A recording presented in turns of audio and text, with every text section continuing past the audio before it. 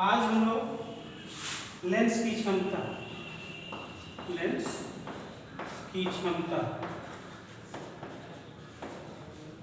तो हम लोग जो लेंस पढ़ रहे हैं तो आपने देखा होगा बहुत से बच्चे जो है चश्मा लगाते हैं।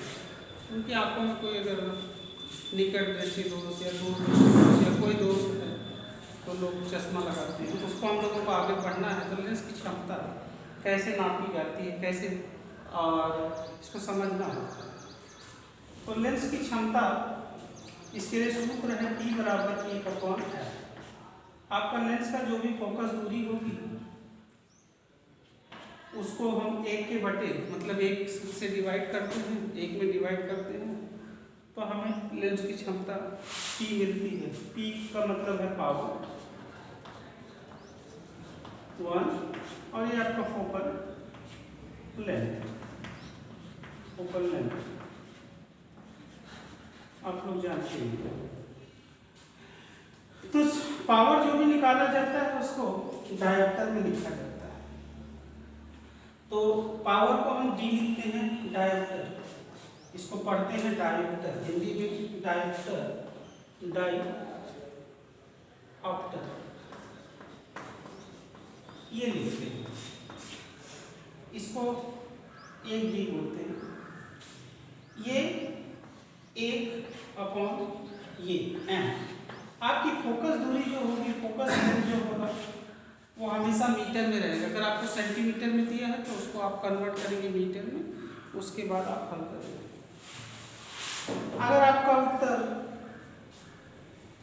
कैसे आप जानेंगे कि आपका क्षमता, तो अगर उत्तर आपका प्लस में आता है या माइनस में आता है उसी के आधार पर आप उत्तर लेंस अगर रहेगा या उत्तर लेंस आप लगाते हो तो उसका जो आंसर आएगा जो इसमें हम डालते हैं तो वो धनात्मक आएगा और अवतल लेंस में ऋणात्मक आएगा। फिर आप हमें एक सवाल है क्या? हाँ, सवाल है किसी लेंस की।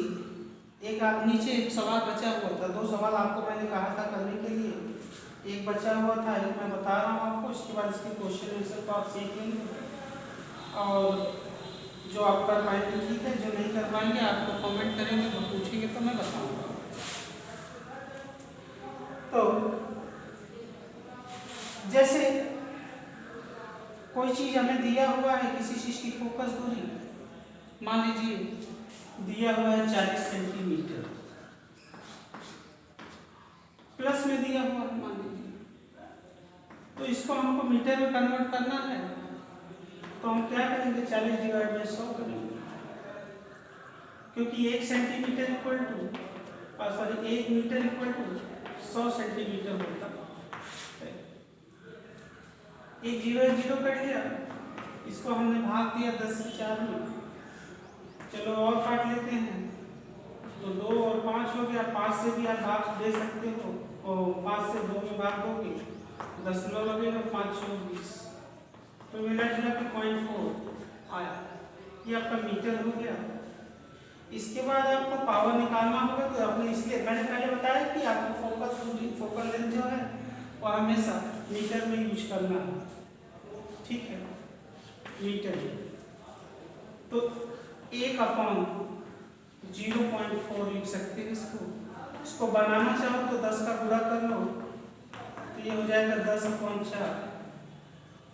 इसको आप छोटा करके हल करना चाहो तो या 4 से काटना चाहो तो 10 को